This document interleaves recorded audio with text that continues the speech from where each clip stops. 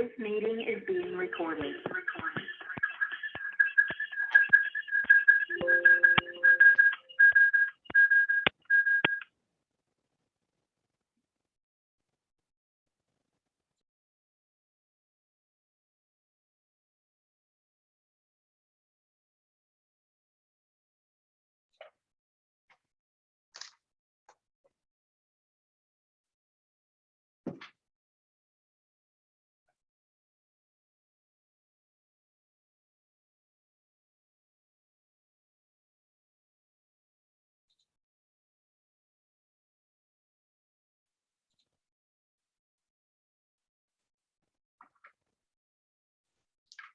Hey folks, good afternoon and welcome to our afternoon program we have here with the Washed Ashore artist Angela Hasseltine Pazzi. Did I say that right? I hope we're close. This is an inside look into the Washed Ashore exhibit, and we're thrilled to have Angela with us today to kind of give us a behind the scenes take and her inspiration to this really cool exhibit. The eagle sculpture has just been placed this week, so if folks have not been out to see it, please come by and see that particular piece. Part of some of the plastic that is incorporated came from debris cleanups here in the local area, as well as some of the pieces of it were actually constructed with volunteers here on site. So it's really cool to have a piece like that that really represents our local area. Just a couple of housekeeping things. I just ask that everybody please remain muted through the presentation. We'll take questions through the chat feature at the bottom of the screen, and at the end of the presentation, Angela will be happy to answer those questions. I think we've got a couple folks still coming on. We'll just give it one more minute here. And I do want to give a thank you to our sponsor. Steel has sponsored all of our Washed Ashore programming and enabled us to have these wonderful opportunities free to the public.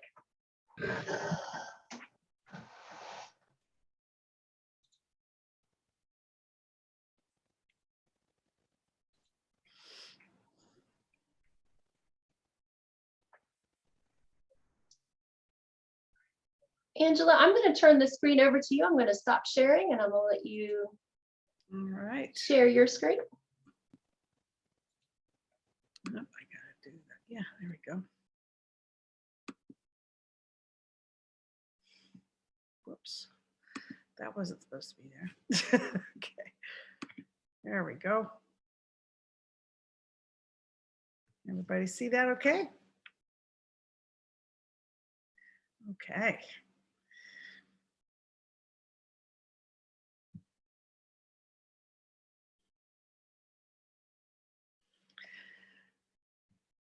So I guess I need to begin. It is time. And what we're going to do today is I'm really just going to talk to you about the inspiration behind Washed Ashore, sort of behind the scenes creating of the exhibit, and also what you could do to help, and how to sort of some fun facts about Washed Ashore, and then some of the sad facts about marine debris. So I am the founder of Washed Ashore.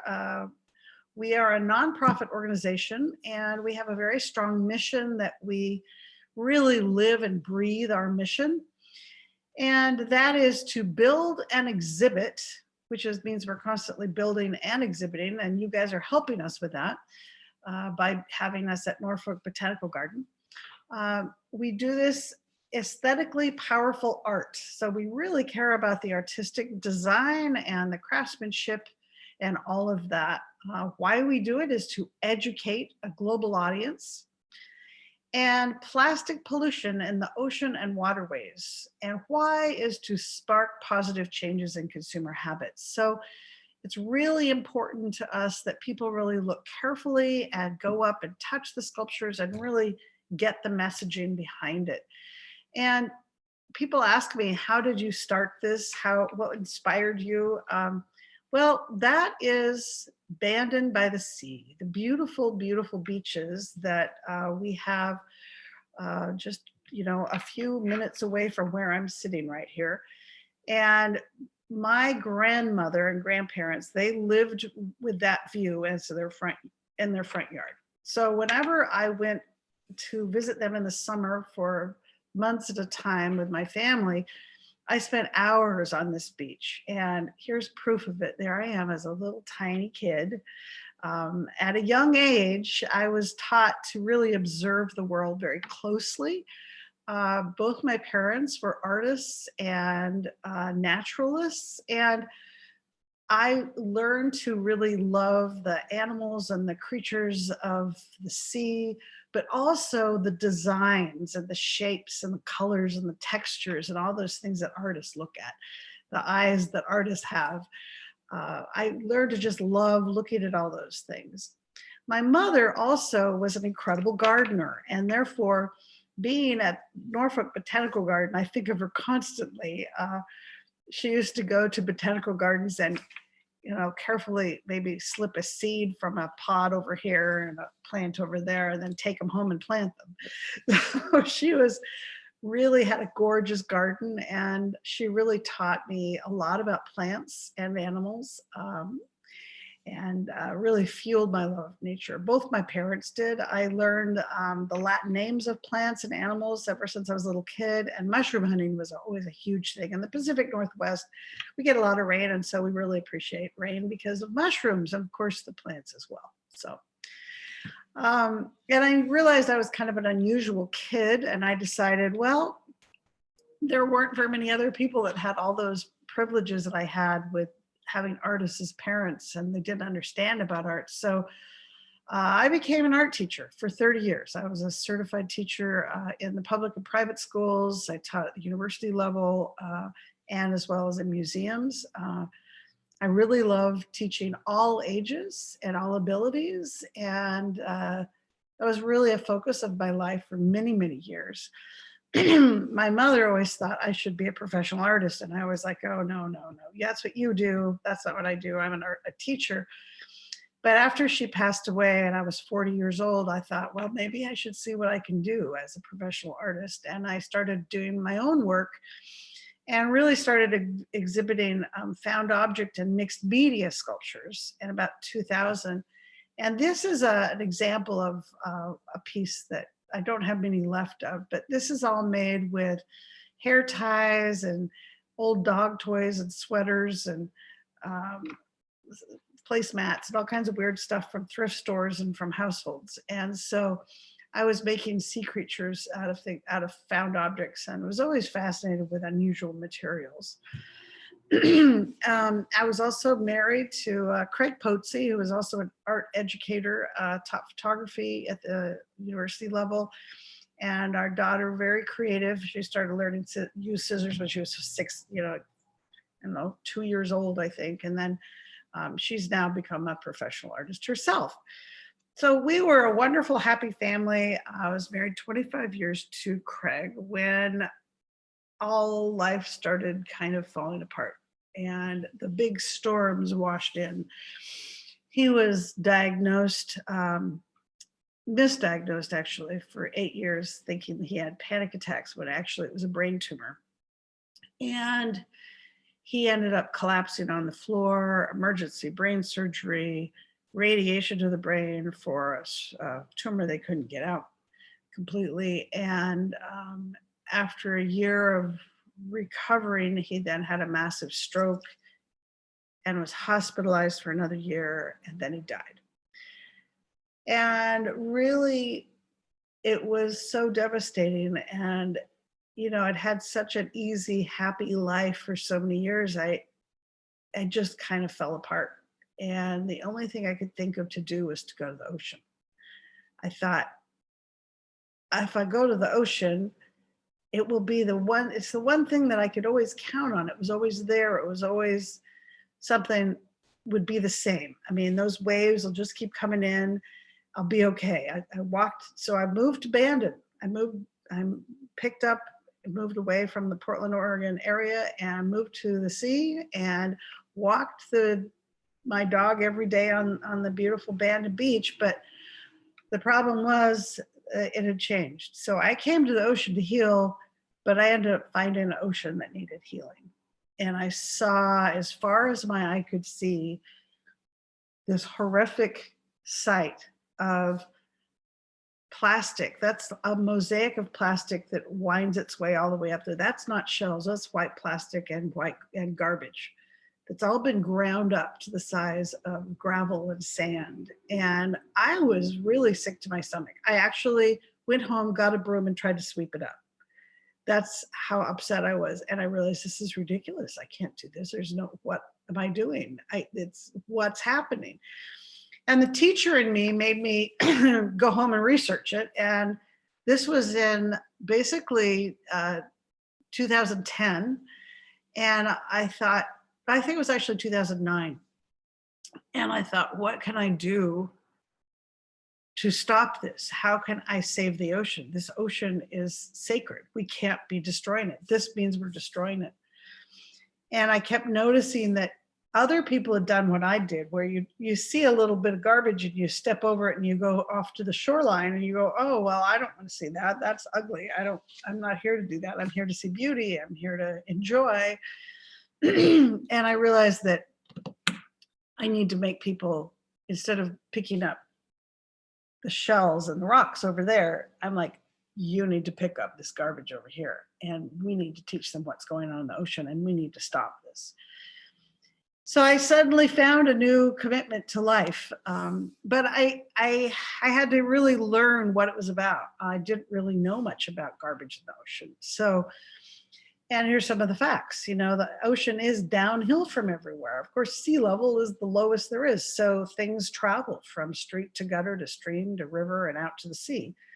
And NOAA, who Washed Ashore has become a partner with and done a curriculum with them, estimates that 80% of marine debris is coming from inland sources. It's not getting dumped by, ocean liners. That's not what it's all about. It's maybe a little bit of garbage on the beach, but a lot of it's just coming from inland sources.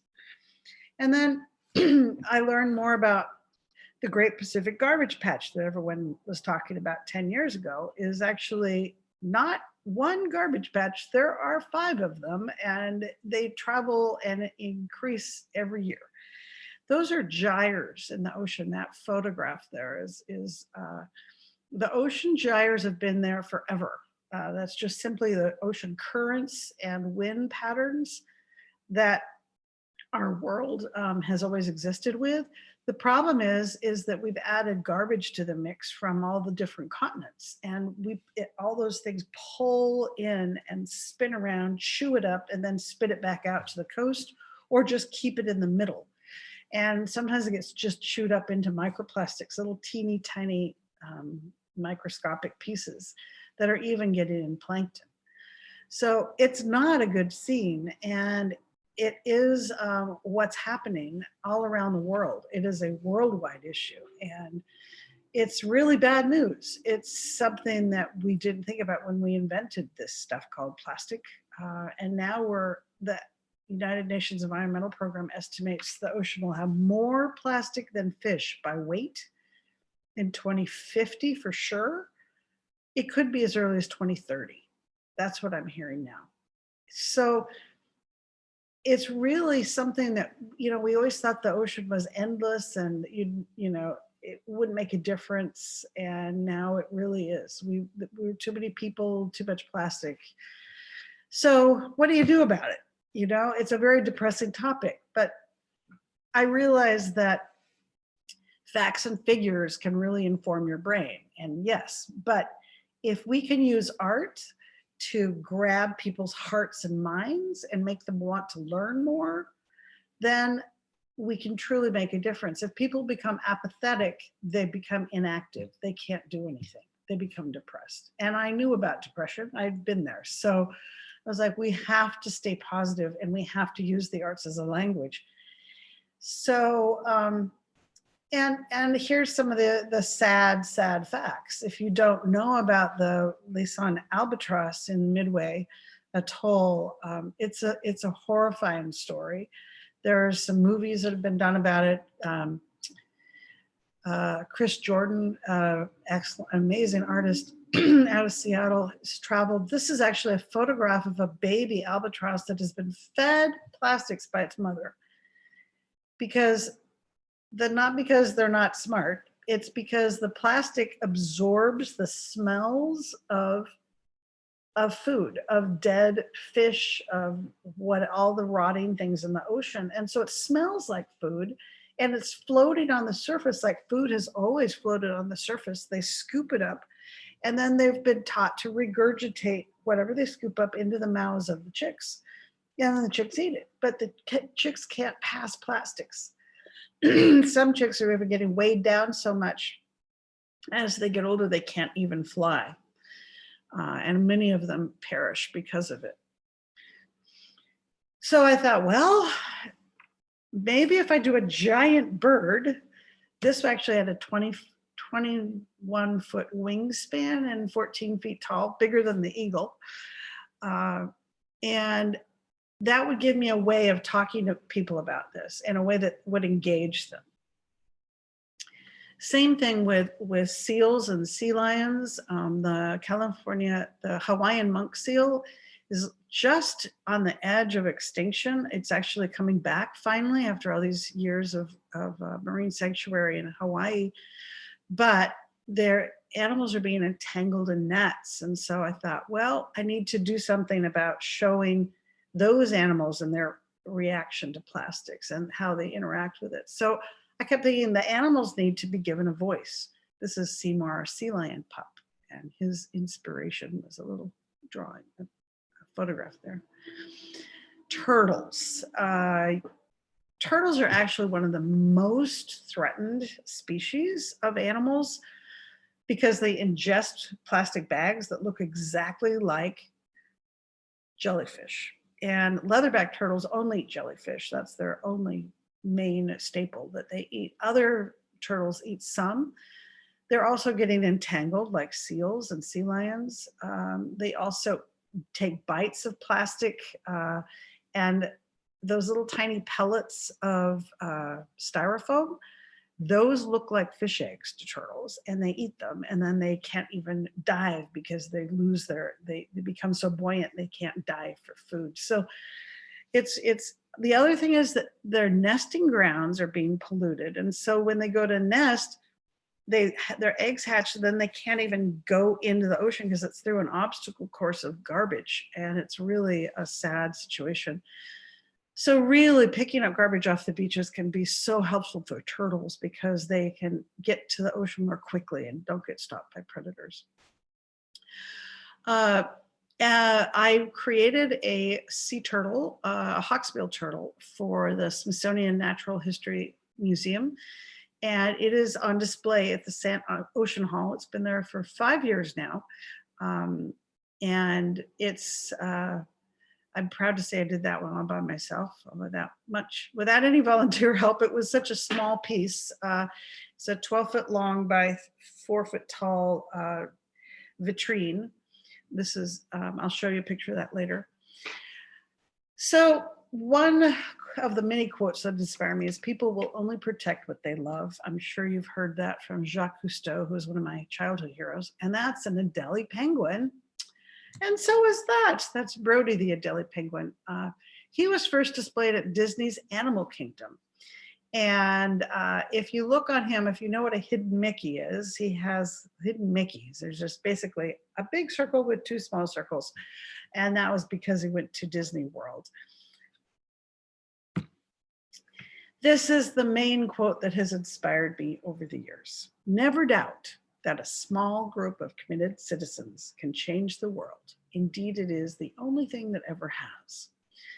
And Margaret Mead, a great conservationist and environmentalist, said that many years ago, and it still holds true. We can do amazing things when we commit to doing it. So more about Washed Ashore. Washed Ashore, we use about 95% of all the garbage collected from beaches. And, you know, we only don't use the things that are highly toxic or too dangerous to open or are too degraded that will fall apart in your hands. And we've processed about 35 tons of debris into over 85 works of art in the last 11 years. We did start our nonprofit in 2010. Something to remember, this is what our bins look like after they've had a spray down. This is all things that people purchased. It is a manufacturing issue, but it's also a purchasing issue. You can probably identify almost all those things in there. These are things that we've purchased. And a lot of times we're not given choices of those. We're just only comes in plastic, but sometimes we do have choices. And the process we do is very labor intensive. It's almost insane, some people think. We collect, volunteers collect, and Norfolk Botanical Garden volunteers collected too. They shipped it to us, and then we rinse and wash and rinse and sort and soak it in vinegar. We scrub and rinse it again, designing as we go. Dry it, sort it, cut it, drill it, cut it again, wire stitch it, teach, design, attach, load, ship, exhibit, and educate. And you are part of that process. Norfolk Botanical Garden is allowing us to do our work, and that is to educate. Something a lot of people ask is, do you paint or dye the plastic? Well, plastic comes in every color and everything and every imaginable beautiful color that you've ever wanted. It's extremely seductive. That's why we have the plastic pollution problem. We have to remember that. We just collect it and we sort it by color, and we always have what we need. Of course, we also design things with that in mind, what colors we do have. But I think it's the hardest thing to get away from is being attracted to that amazing thing on the shelf because it's so pretty, but it's plastic. So it's an interesting thing. Our staff works tirelessly to process the garbage into art supplies. So we pressure wash things and saw things up on bandsaws.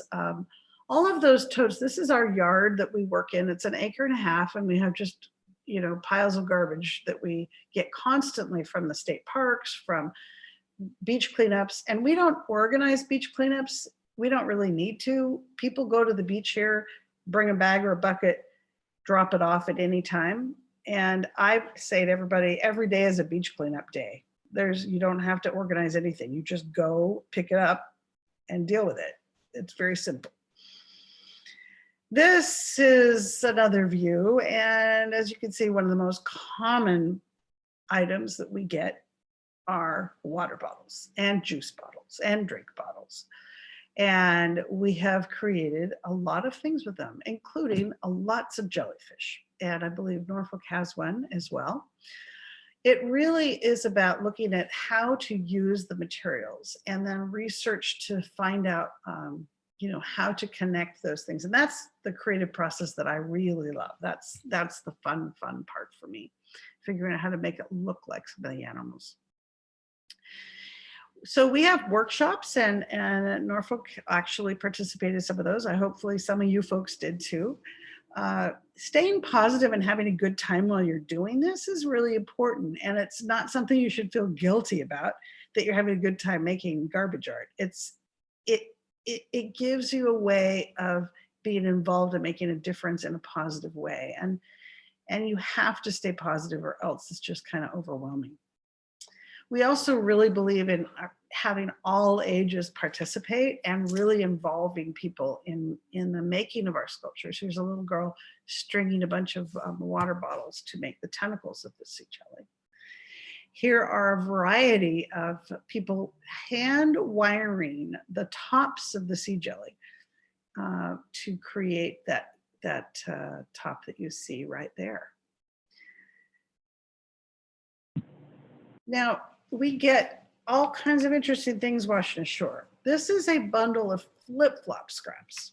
And when I first saw these, I thought, so the factories are throwing this stuff right in the ocean?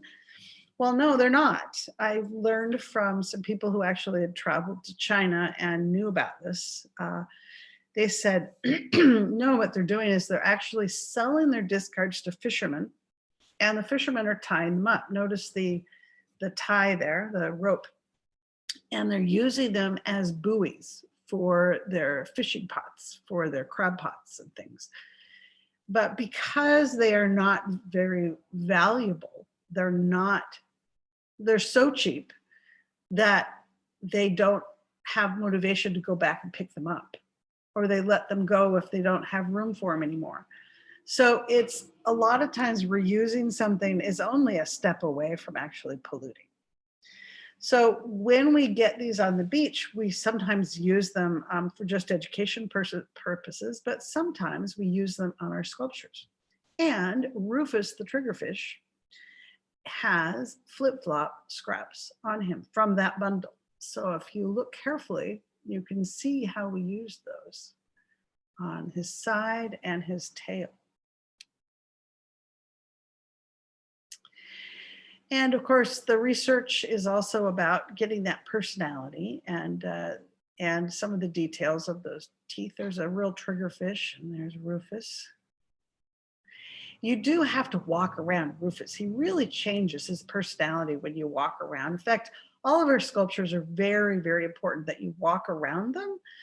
Sculpture is an art form that's three-dimensional, in real life 3D, not a flat screen 3D. You need to learn to walk around sculptures. That's the one thing that as an artist, I want to teach you guys, is that you have to see it from all angles because they're designed that way. And I want you to also really look carefully and up close at some of the items. There's a lot of unusual items on Rufus's head. There's chair parts, there's a shoe heel, croc shoe, umbrella handles, things like that. Most of our sculptures are welded stainless steel at this point, and then covered with large marine debris, and then we wire and screw panels and parts onto those pieces. And as some of you know, doing volunteer piecework is an important part of the educational process. This is the workshop making the polar bear. This is the making of Daisy the polar bear, and there she is, and she can be seen in your garden. And really, we like to prove that everybody working together can indeed make big things happen, and Washed Ashore kind of epitomizes that.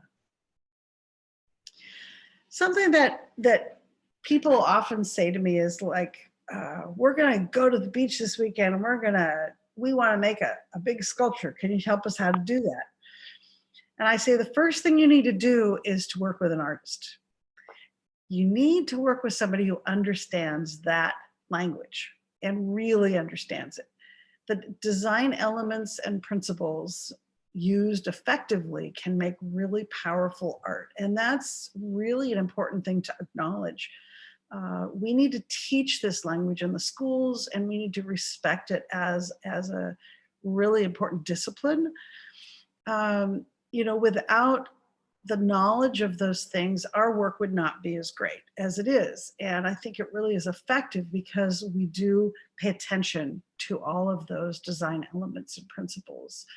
And really, as an artistic director, I'm very aware of constantly keeping the quality of that up and really teaching that to the people I'm working with. I've worked with Steve Wright, who's been my apprentice for the last 2.5 years. And he's really gotten that, but it's taken a while. It's not something that you can just whip out something. It's really easy to make garbage art look like garbage. So we try to get a little past that so that it looks more like artwork, but then when you're up close, it looks like garbage. So that's one of our sort of beautiful and horrifying is what we go for. We also have to think very differently than most people, and this is a very funny thing. This is the beginning of octopus armpits. Of course, you'd all think that just by looking at that, I'm sure, but probably not. But this is what I do. I study the animal. I look at their shapes. I look at their forms. I look at their textures. I get it embedded in my brain. And then I go out into the yard and try to find what it is that's going to match that. So this is the stuff that Octavia the octopus is made of. And the materials often dictate what, what the sculptures are going to look like. And dark red fish tote lid and thousands of bottle caps help make an octopus possible. And that's the starting of an octopus in my studio. And there she is. She really shows intelligence and the curiosity of the octopuses, each arm investigating something different.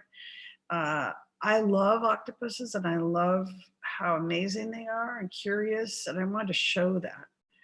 So if you look carefully, she's got an arm lifting up a microwave to see what's inside, which is a lobster, which doesn't grow in the Pacific Northwest. So she's very curious about that. There is an arm reaching in to pull out a can of beer, or I'm not sure if it's beer, it might be seltzer.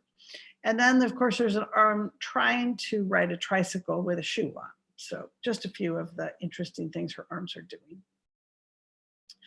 There is Rosa the bald eagle, and that's me. And as I wish I was there with her. And so I apologize for not being there. It's COVID, this is our era.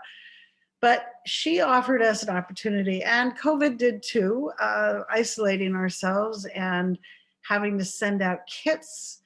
We actually were able to involve a wider range of people, and including the people there in Norfolk, Virginia, to help participate in making her.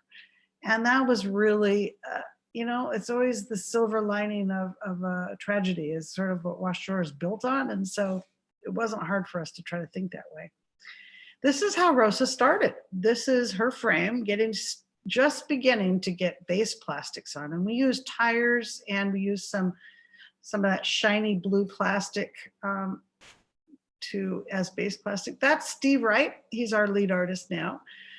He did a lot of work on Rosa. I love this photograph of him. It looks like he's riding her, or some kind of a plane or something.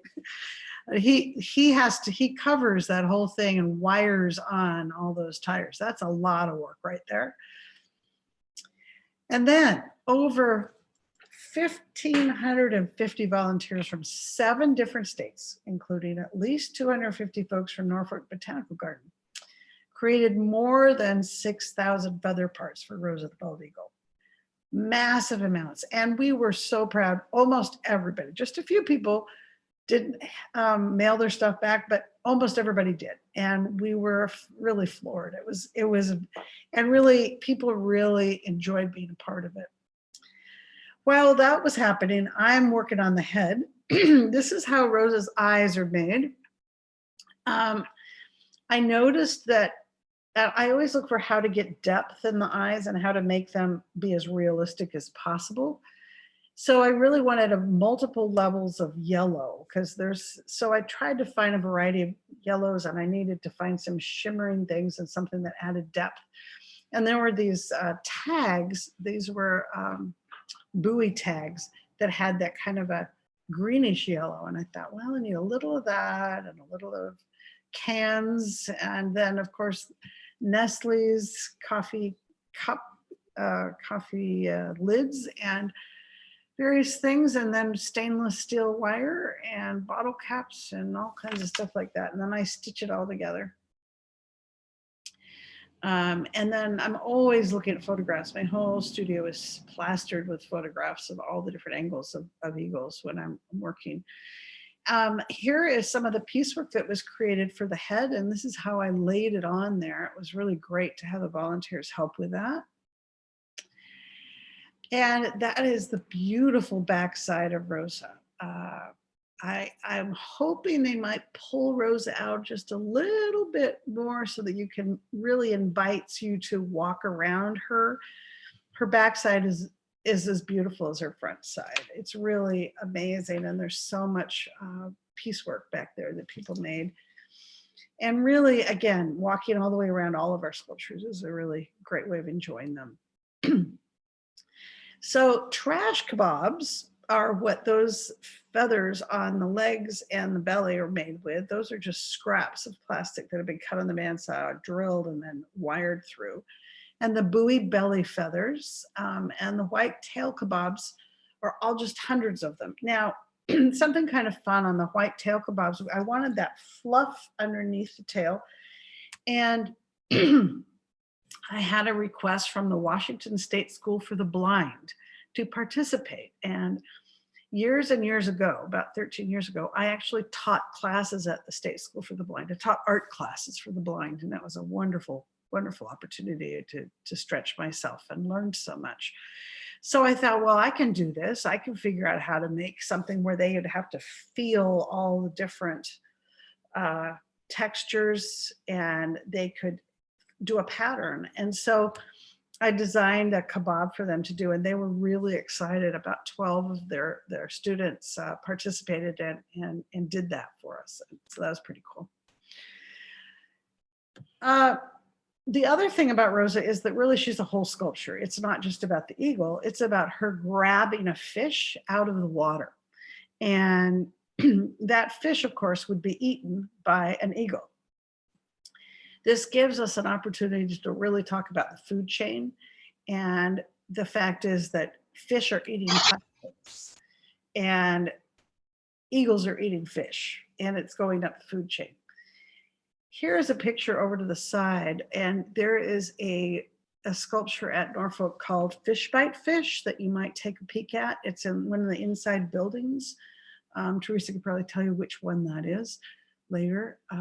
But it shows bite marks by fish. Fish are eating plastics all the time. And it's not because, again, not because they're stupid, it's because it smells and looks like food. Plastic absorbs the smells of the surrounding environment, and just like it does in your refrigerator. When you leave something in a plastic container for too long, it can't get the smell out. Same thing is in the ocean, or in the river, or in the canal, or in the bay. So the fish is an important part of it. I kind of did a generic fish, a little bit more towards a salmon or a trout. I originally was going to do a menhaden, but the shape of the fish was a little more rounded than I needed for the claws to get a hold of, and a little too thin. And so I switched the species on that. But I also know that you guys have salmon and trout in your area as well. So while we have a show at Norfolk, we have four other exhibits up around the country. We have other pieces. So like I said, we have up to 85 works of art out there, and we try to keep them on exhibit all the time to make the biggest impact. So because we do that, we've reached over 35 million people with our work, which is crazy. Most artists would never, ever think of having that much exposure, but we don't ever store anything. We try to keep it out there all the time. And that's a logistical challenge sometimes, but that's a whalebone rib cage. That's Steve the Weedy Sea Dragon and Priscilla the Parrotfish. Right now we have shows. The Florida Aquarium has some of our work. We have Green Bay Botanical Garden in Green Bay, Wisconsin. And we have Turtle Bay Exploration Park in Redding, California, as well as one in Bandon, Oregon, where we have an exhibit hall. I mentioned Turtle Ocean before at the Smithsonian. This is a picture of the whole thing. It's in a vitrine, and it's really about a turtle swimming through a coral reef that has nets and then is bleaching out. So it's a highly educational piece, and to me, the educational part is so important. And when I installed this, I worked with their educational staff. I did trainings with them, a presentation on how to use the pieces. And it continues to do its work today. It was installed in 2016. And it is at the Sant Ocean Hall in Washington, DC. Another resource that you can visit if you haven't had a chance, we have a documentary film that was done on Washed Ashore from a Hollywood film producer and editor and director. So it is on our website and you can access it for free, and you can show it and discuss things among yourselves. We also have free online our integrated arts marine debris curriculum. And I mentioned that we worked with NOAA on that, and it has 12 lessons of 12 units really. And it's really not just about marine debris, it's about household debris as well, and how to connect what's going on in your community.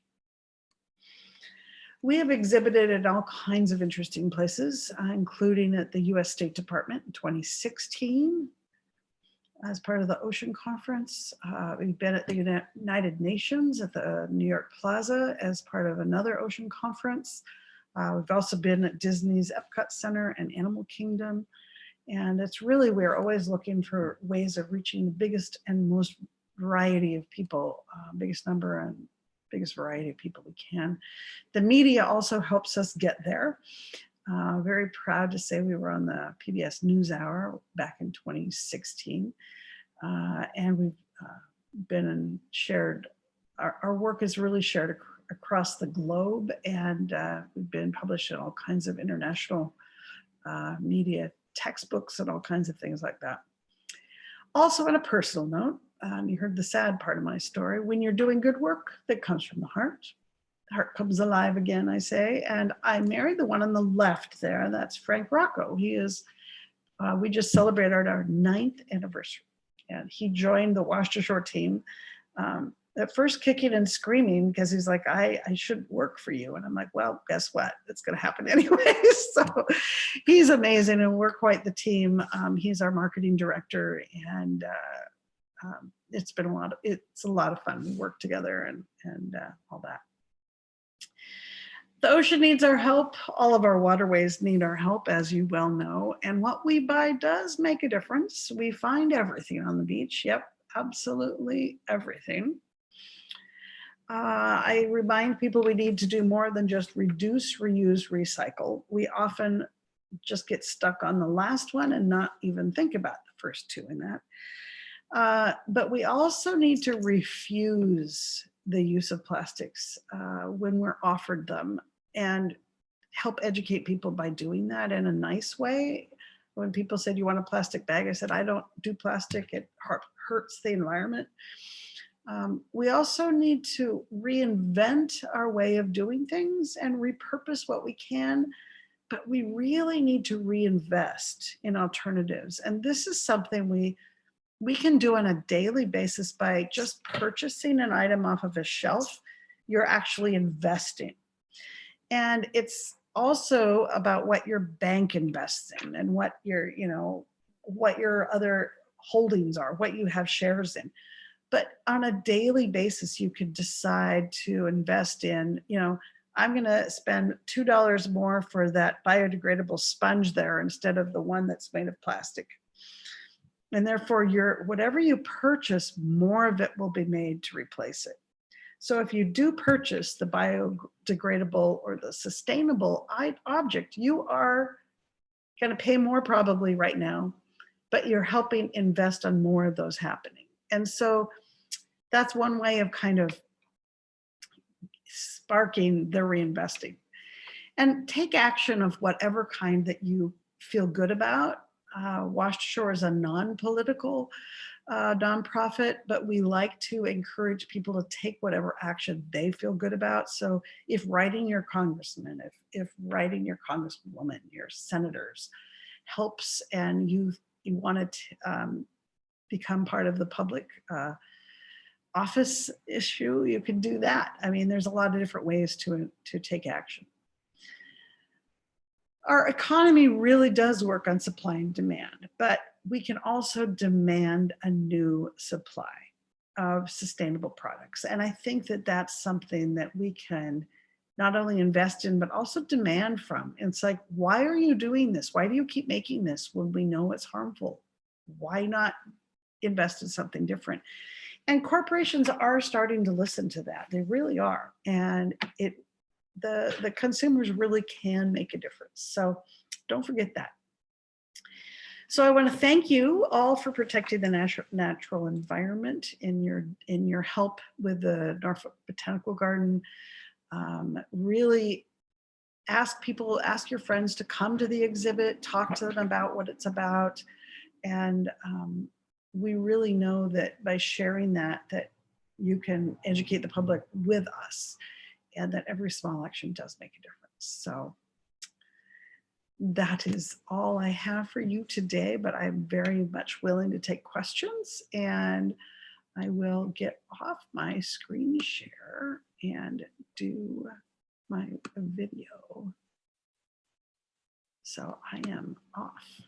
Okay, well, thank you so much, Angela, for sharing your personal story and a peek behind the scenes. The creativity and the vision that goes into each piece is absolutely incredible. And really thank you for inspiring folks to make a change and take action in such a fun way. You know, art really speaks to people on, I think, a universal level. So looking at the chat here, one of the things I'd like to share with you is just a comment one of our participants had. She applauds you for your efforts. She lives on the East Coast, but has visited Bandon almost every year for many years. A highlight of her visit is always a volunteer visit to your workshop downtown. She doesn't always find it open when she's there, but when it is, she always stops in to pitch in and help out. So thank you so much for your message. And one of the first exhibits of your work she ever saw was in Nye Beach a number of years ago. She recognized your work because she had seen the large bird on the highway outside of Bandon. Since then, she has loved seeing your work here in Virginia Beach, where she lives, and also here in Norfolk. She was sorry she missed you in June, but weather and other circumstances were not in our favor at that time. So you got a good fan out here in our audience. Thank you. The one in Nye Beach, that was our very first exhibit. In 20. That's awesome. Yeah, very cool. We also have another participant who really just wants to compliment you on your new lease on life has had such a phenomenal impact, and just wanted to give you a shout out for that. Thank you. Do you have a question? How do you keep the plastics from fading while on exhibit? We don't is the answer to that. It's a really interesting conundrum. We don't do permanent works of art that are exposed to the sun because of that. So we lease our exhibit so that we can refurbish them all the time. So we have to remove plastic that has been faded or goes brittle. Sometimes it just falls off. It photodegrades. It doesn't biodegrade, it photodegrades and will actually just fall apart. So we're constantly maintaining them, and we bring things with us to refurbish them. So before the work came to Norfolk, we had refurbished it. And then when we bring it down, we'll refurbish it again, depending on which pieces are placed where. So the things that are in the Enchanted Forest that are in the shade, we're really excited about because they don't get as much photo degradation. We've also learned certain plastics photodegrade faster than others, and certain ones we don't use in outdoor sculptures. We only use them in indoor sculptures. So we have a variety of things that we do. There is one piece that we always have to refurbish every single time, and that's Priscilla the Parrotfish, because all of her colors will fade, and she's meant to be a brightly colored parrotfish. So it's always, she was in Florida for a whole year in Tampa, and yes, we had to completely take away, and we try to repurpose whatever we can from the things that we take off, but we sometimes just can't. So that's the answer. Great, thank you, Angela. Got another question for you. Do you ever use other materials such as aluminum cans, etc.? Yes, yes, we do. I kind of focus on the plastic pollution issue because that's sort of the main thing we have, but we get a lot of aluminum cans, which always is it's astounding to me because we live in Oregon and there's been a bottle bill for plastic bottles as well as cans forever, and they're all worth money. So I don't understand why they don't get taken back, but they don't. And so we do use cans quite a bit. I'm thinking of the pieces that you have that have cans on them. I think Finn, the Mako shark, has cans used on him. But yeah, we do use cans. We slice them. We use every part of the can. I'm sitting in our studio right now, and there's cans right over there that we chop the top and chop the bottom and pound them, and we slice them and we weave them and use all different ways. Yeah. Thank you. Got another question for you. Do you have a list of ways to help in everyday life that could maybe be a handout for students? We do have some of those suggestions on our website, but there are some really great websites. The Plastic Pollution Coalition, they have all kinds of great guides for consumers as well. But we could put something together specifically for you folks. I think I'm thinking that Norfolk even has a lot of those things on their website, but simple things you can do every day to reduce your plastic usage is, use reusable water bottles and coffee cups, reuse a reusable bag. There's all kinds of products now like bamboo toothbrushes. There are, silicones and metal and glass straws that you can use. Really just trying to replace a lot of your plastic things with glass, buying the glass bottle of juice rather than the plastic bottle of juice. That made me discover a whole new set of juices that I didn't drink before, and I actually like some of them better. So there's some basic things like that to do. Great. Yeah, our website does have some suggestions, and I feel when you Google it, you get lots of really helpful, well put together lists, and they give you alternatives too, like to help you make that choice a little easier in your lifestyle. It's important not to get overwhelmed. I think that the one thing that when I started diving into this, I didn't want plastic on anything, and so I was like, okay, so I went to buy a frozen pizza, and of course it's in plastic. And I was like, I didn't think this was going to be plastic. And I was like, oh my God, I should be eating this, and I shouldn't be doing this, and I shouldn't be doing this, and I shouldn't be doing that. You can't get there. It's not going to help you. You just have to do one thing at a time. Like today, like this week, I'm going to really make sure I don't take a plastic bag from anybody. I'm going to make a real effort to do one thing. Just one thing a week. If you're making big changes, it's really hard for adults to make habit changes. So it's the best idea is to get kids to do it early, because it is really hard to change your habits. Bringing a reusable water bottle means you're going to need 5 of them, because you're going to forget them. You're going to put them down and you're not going to find them. You're going to lose them. And you just need to be patient with yourself about that change and realize that it's going to take some effort and time if you're really doing it to start. Very well put. It's definitely a journey. So you go step by step, day by day. Yeah. Another question for you. What do you do with the photo-degraded plastic pieces if you aren't able to reuse them in another piece? Well, we have in the past put them inside of plastic bottles and encased them in things and then used those as part of a sculpture building process. Sometimes they do have to go to landfill, and that is something we try to avoid. But it does happen sometimes. We've used them on masks. We've used them on, so we have a series of indoor work that's murals where we've actually glued things down. So, you know, we're still exploring how best to use those. It is a hard thing to do. One more question for you. Someone has noticed the earrings you were wearing today for your Oh, yes. presentation, and they wanted to know, did you make your jewelry? And because they know that you do make jewelry and sell it there in Bandon. Yes, as a matter of fact, I will show you. This is all garbage off the beaches. Yep. I love doing jewelry. I've done it. Actually, I started making jewelry when I was a kid, and so I've never really stopped. But yeah, these are all marine debris. It's all garbage. And I really use it as a conversation starter when I'm talking to people. I'm like, oh yeah, this is all garbage off the beach. Let me talk to you about marine debris.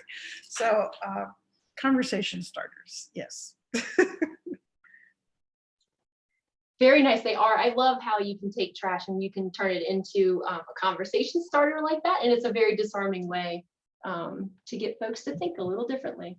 Yeah, Looks like that's all of our questions right now. Everybody says thank you and really appreciates the time you've taken today to talk to us.